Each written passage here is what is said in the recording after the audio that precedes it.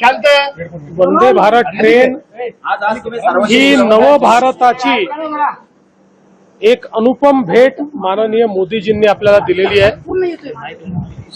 जगातल्या विकसित राष्ट्रांमध्ये जशा ट्रेन आहेत तशा प्रकारची ही वंदे भारत ट्रेन आहे आणि आज मी याच ट्रेननी मुंबईवरनं साईनगर शिर्डीला आलो। अतिशय उत्तम प्रवास झाला, खूप चांगला अनुभव होता। अनेक लोकांची भेटी झाल्या, रस्त्यामध्ये फाईलचं काम देखील करता आलं, त्यामुळे मला आजचा प्रवास अत्यंत लाभदायी वाटला। तुम्ही अनेकदा आव्हान करतायत मात्र स्वतः देखील त्याचं अनुकरण करतायत, काय वाटतं तुम्हाला? सगळ्यांना असं आहे की जेवढं अनुकरण करता येईल तेवढं प्रत्येकाने केलं पाहिजे। माझाही हा प्रयत्न आहे की जिथे जिथे शक्य आहे त्या त्या ठिकाणी आपण माननीय प्रधानमंत्री मोदयांनी जे काही आव्हान केलं आहे त्या आव्हानानुरूप आपण काम करावं, कारण आपण केलं तर लोकांना देखील करण्याची एक इच्छा तयार होते। तोच माझा प्रयत्न आहे। भक्ती पाठोपाठ या संदर्भात मी कालच सगळ्या जिल्हाधिकाऱ्यांना आणि विभागीय आयुक्तांना सूचना केलेल्या आहेत।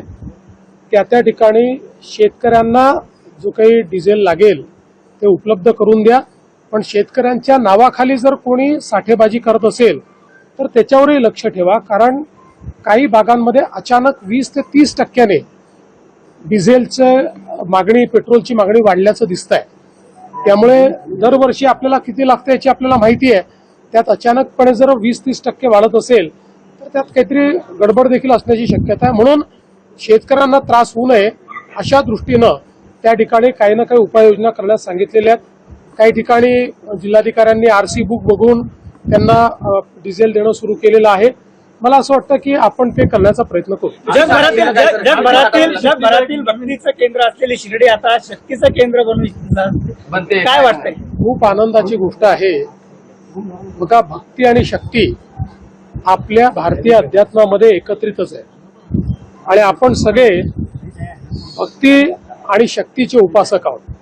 त्यामुळे शांतता तेच प्रस्थापित करू शकतात जे शक्तिमान असतात। दुर्बल व्यक्ती कधी शांतता प्रस्थापित करू शकत नाही। त्यामुळे आपण जर शक्तिमान असलो तर आपण जगाला साईंचा श्रद्धा आणि सबुरीचा संदेश शिकवू शकतो।